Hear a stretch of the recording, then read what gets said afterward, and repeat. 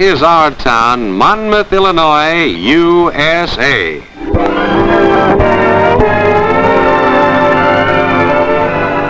Yes, this is our town, a progressive city of 10,000 people, a focal point of agriculture, industry, and recreational facilities. It's a city that's growing, a city that refuses to be complacent and is always striving to better itself. The city square is the center of activity, and all streets lead to it. This is the Warren County Library, centrally located on the city square. This was the first county library in the state of Illinois. The building was constructed in 1850 by W.P. Presley, who then donated it to the people. The library has a complete staff under the direction of a trained librarian. Among the thousands of books are many early histories of Warren County and its founders. Any city with a history like Monmouth is certain to have many points of interest. It's a city that's full of tradition, yet it's a city with its eye on the future. While you're visiting our city, we'll try to point out the interesting places. This is our newspaper office, the Daily Review Atlas, founded in 1855. City editor is L.A. Ryan, and Mrs. Namthea Wallace, published by Hugh Robb Moffat. The first courthouse was built in 1831 and made of logs. The new courthouse is red portage statue of General Abner Harding.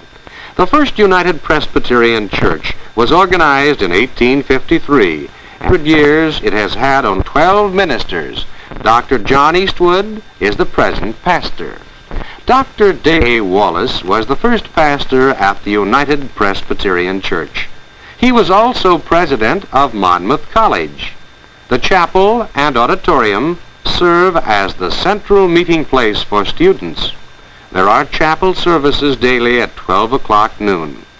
The chapel dates back into the past for many decades, and several generations of the same families have received their education and religious training within these ivy-covered walls. Recognizing the need for spiritual guidance as well as formal education, the chapel is always open to students and the people of Monmouth. They like to stop to spend a few minutes in quiet meditation before going back to confront the problems of today's world. Many students have passed through these portals, and many of them have left after them mementos of the days they spent at Monmouth College. The class of 1909 donated the money to the college to build the sidewalk that leads to McMichael Science Hall. Although the J.B. McMichael Science Hall was built many years ago, its equipment is very modern. The main recitation hall was named for the college's first president, Reverend David Wallace. The college offers a complete liberal arts course leading to a Bachelor of Arts or a Bachelor of Science degree. It is academically accredited among colleges. The Monmouth College Library, which also houses the offices of the president, Dr. Robert Gibson, is a gift from Andrew Carnegie. It contains more than 36,000 volumes, which does not include some 1,500 government documents. Monmouth College takes an active part in all the intercollegiate sports and is a member of the Midwest Conference. One of the most exciting sports spectacles at Monmouth is the track and field meets. The track team practices in the Gymnasium during the winter in order to be ready for the spring track season. The origin of track and field sports goes far back into history. In early days, man had to run, jump, throw, and climb in order to protect himself against wild beasts. Later, he regarded these activities as a means of showing his physical prowess. The first organized track and field meets were the Olympian Games of ancient Greece. These games began as running contests, but soon came to include jumping, vaulting, hurdling, weight throwing, the discus, and the javelin. The Romans took over the Olympian Games from the Greeks and continued to hold them every 4 years until 394 A.D. The interest died out then. However, about the middle of the 19th century, there was a revival of interest in foot racing in England. The first track meet in the United States was held in 1871 in New York City. This is the Alice Winbigler Hall, one of the 3 newer dormitories housing young women students of Monmouth College. Other women's dorms include Grier and McMichael Hall, where many of the large social functions are held. Monmouth College offers a wide variety of social activities for its students. Monmouth College has attempted to make its dormitories as beautiful and comfortable as they could be. For the 9 months of the school year, the dormitories are the homes of the resident students. The lounge at Grier Hall is evidence of this home-like atmosphere. The Grier Hall lounge was decorated and furnished in memory of Harriet Getamy Marquis, wife of Albert Nelson Marquis. It was created in 1940. If one is musical, or likes to try to be, there is a piano. The girls frequently gather around it and sing on many evenings. Every dormitory is under the supervision of a house mother whose job it is to watch over the girls and help them. She maintains discipline and sees that college regulations with regard to the dormitories are carried out. Girls have 2 date nights a week. Dormitory life is pleasant and it's exceedingly homelike. There are usually 2 girls to a room, and they are allowed to choose their own roommates. The furniture is chosen for its beauty and its comfort. The girls dress up their rooms with things from home. They keep their own rooms clean with the help of a janitor to do the heavy work. If you've been envying some lovely co-ed's beautiful tan, this is probably the place you got it. Relaxing in the seclusion of the dormitory under the watchful eye of old Sol. Class is over for the day. They race for their rooms to get into shorts and halters. Then it's off to the backyard of the dorm with a bottle of suntan oil and a date with old Sol.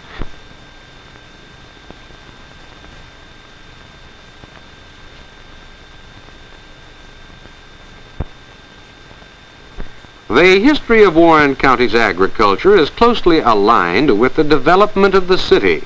Monmouth is situated in the heart of the Corn Belt, with fertile soil, a climate that is favorable to farming, and a surface that is gently rolling. The cities make excellent markets for farm products. Corn has been the chief crop since the pioneer days and grows best in the area surrounding Monmouth, where the average yield is unusually high. The state of Illinois raises nearly $500 million worth of corn each year. Corn means the feeding of fine beef cattle, and the farms about Monmouth are noted for their prime beef.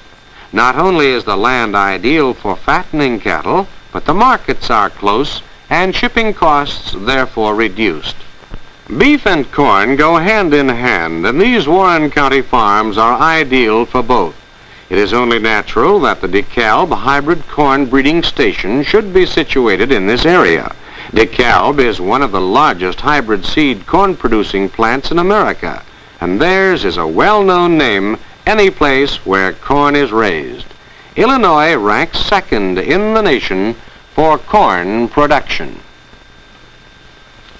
This is the Dekalb hybrid corn breeding station located in Monmouth, Illinois. When they are at the peak of their production season, which is in late summer, the plant employees number in the thousands. The seed field harvesting is done under the supervision of an expert tester. As soon as the corn is unloaded, it is placed in drying bins. The moisture content is tested and reduced to approximately 12%.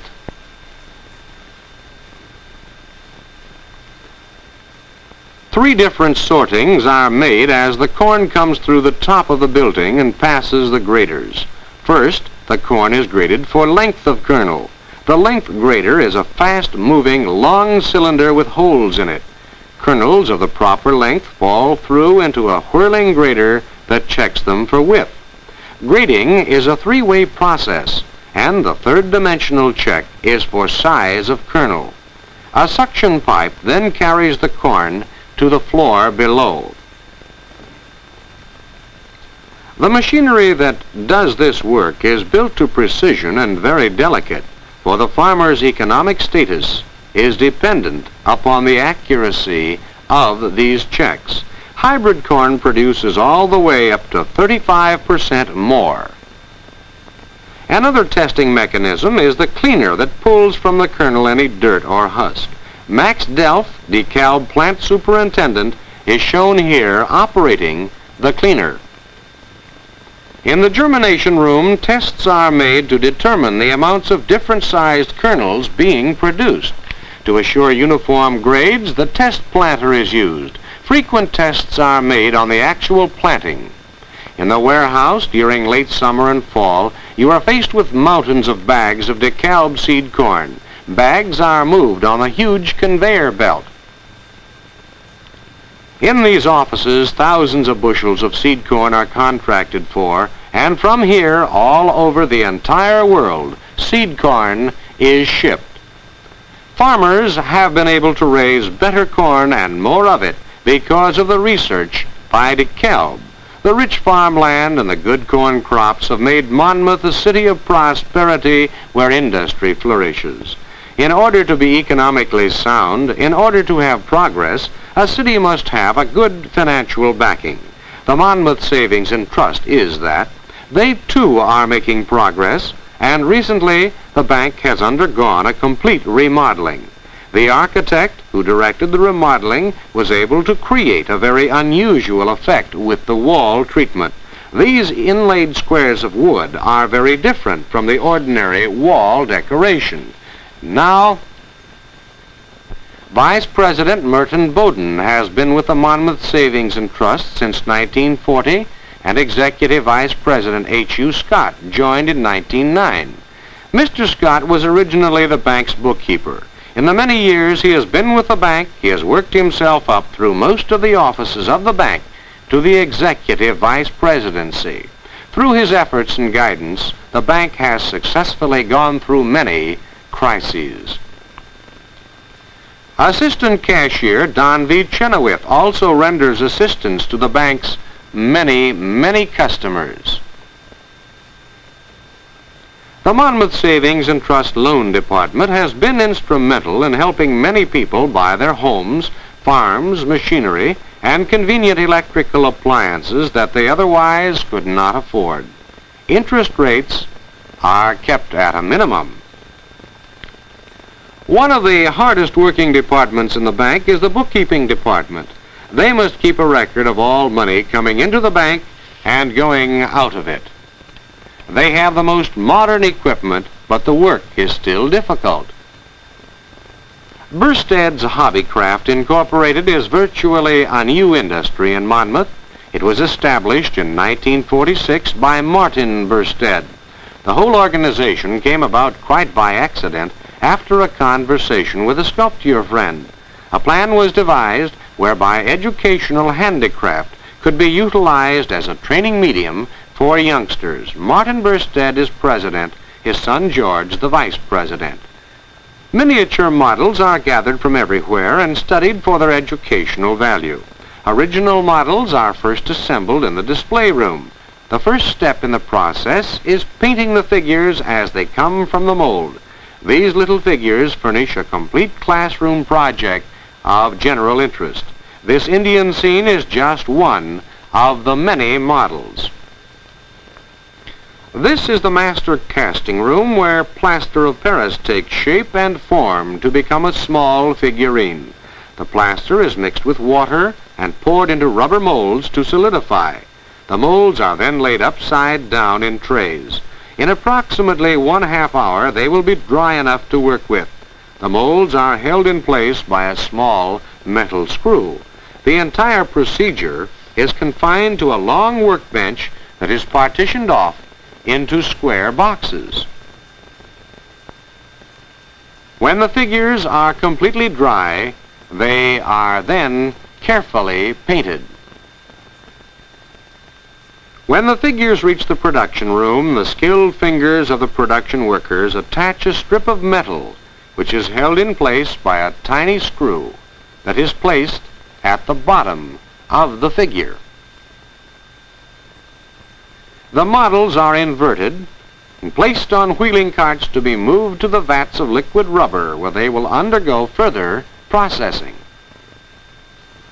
The mold-making assembly line is 140 feet long. Here, the workers take the inverted models, holding them by the metal screws. They are placed on a rolling rack that carries them to the vats of liquid rubber. The racks are lowered into the vat until the figures are completely immersed in the liquid. After about a quarter of a minute, this action, this immersion, is then repeated.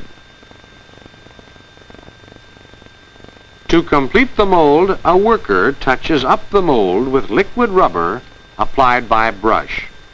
The rubber molds are then left to dry. In a short time, they are ready to be stripped from the plaster of Paris casts. The molds are then trimmed of all rough edges, and any excess rubber materials is removed. Now, the molds are ready to be packaged. The kit includes the molds, a set of paints, a brush, and a box of dry plaster. Extra molds are made and kept in reserve. Cub Scouts use the animal molds for patrol emblems. In their club work, the Scouts use lions, bears, and wolves, representing their various advancements in the organization. Let's visit an auction being held in Monmouth. Here is an old reaper, and it's 100 years old. Most of the old-timers would recognize this device, for it was used extensively by early settlers. And here's something else you don't see anymore, an old foot tub like Grandmother used to have. It doesn't even remotely resemble modern bathing apparatus. The auction is about to begin. Fay Hawkins, a well-known Monmouth auctioneer, is going to cry the sale. These are items from the Dr. Eby estate. Included in his belongings are many rare bits of china and glassware, delightful antique furniture, and other mementos of the past. C.H. Eby came to Monmouth in the very early days. The home was built in 1890 and was reputed to have some of the finest antiques in this part of the country. The doctor has been dead for some time, and now his belongings have been sold to new owners. The old china closet, the heavily carved dresser and bed, all reminders of the lavish years gone by, will soon grace some other home. The residents of Monmouth take great interest in the safety and welfare of their youngsters, for its future rests with these children. Almost every residential street displays the grandeur that was Monmouth's and shows that it is a city that is going forward every day. The Monmouth Hospital is equipped to render complete hospital care for all its citizens. The building was originally constructed in 1910, with a new portion being added in 1939. Mildred Fisher, the director of nurses, has been very interested in the Bolivian nurses. Monmouth is governed under the direction of Mayor Don M. Vance, with the assistance of Councilman Robert Cavanaugh, George Maxey, Glenn Miller, William Larson, Don Sage, Leo D. Leroy, L.N. Toomey, George Burstead, Glenn Kittering, and Frank L. McBride.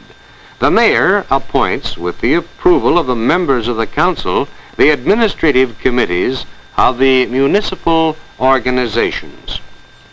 Among the city council's duties are the building and maintenance of the Monmouth schools.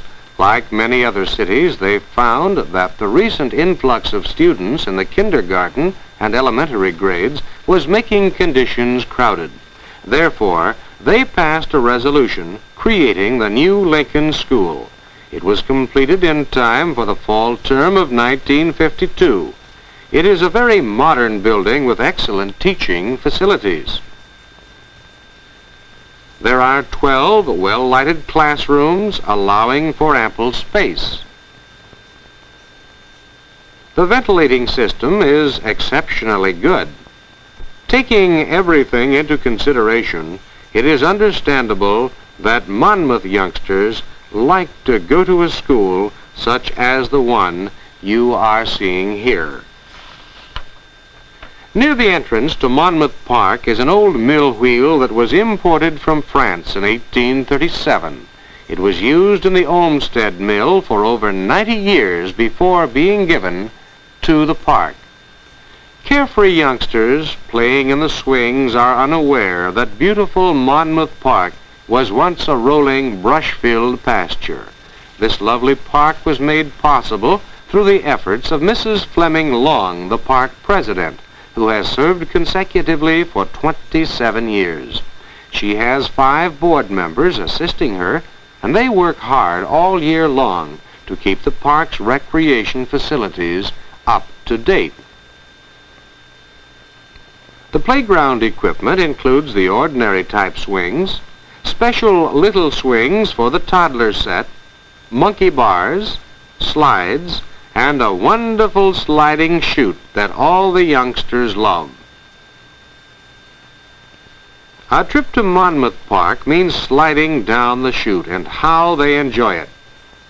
The spacious grounds are ideal for a baseball diamond for the Sandlot League games. For picnics and parties, there is the Shelter House with its lovely rock gardens. The Methodist Church, founded in 1889, is built of dark-colored stone and is one of the most beautiful churches in Monmouth. Monmouth is known for its magnificent churches, and here is the Immaculate Conception Church with its clean lines and impressive height. Just to the left is the Parochial School, a modernistically styled building that was recently completed. Immaculate Conception School has an enrollment of 125 students at the present time. The First Christian Church is feeling the pangs of progress and is being torn down to make way for a new building. In the late 80s, before the college had a chapel, the First Christian Church was used for chapel services. Now, during the raising of the old church, the members are attending services in the Monmouth College Chapel.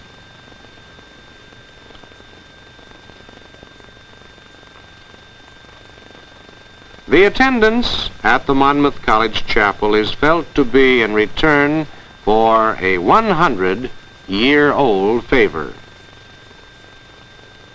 The strikingly beautiful Church of the Nazarene is not completed as yet, but will soon be in use. The church is made from a light cream-colored brick with lovely jade green windows that make it very different and very modernistic. The YMCA building in downtown Monmouth serves boys, girls, men, and women. This fine modern building is valued in excess of $75,000 and has facilities for all kinds of recreation. There is a completely equipped gymnasium and a large swimming pool that is rated as grade A. Also included are club rooms for meetings and a kitchen and library. Special swims are arranged for both boys and girls. Monmouth enjoys the finest mail service. The first post office was constructed in 1831. It was a rude log cabin. Daniel McNeil was the city's earliest postmaster, and the mail was brought in by a rider on horseback. The present post office building is a more recent landmark, since it was built in the year 1901. The carriers deliver to the homes and to the rural areas around Monmouth. Yes, this is our town, a city of 10,200 people, the home of Monmouth College and the seat of Warren County. We will welcome you back again next week at this same time, and we'll tell you more about our city, so you too will get to know it and to like it. Monmouth, Illinois, USA, this is our town.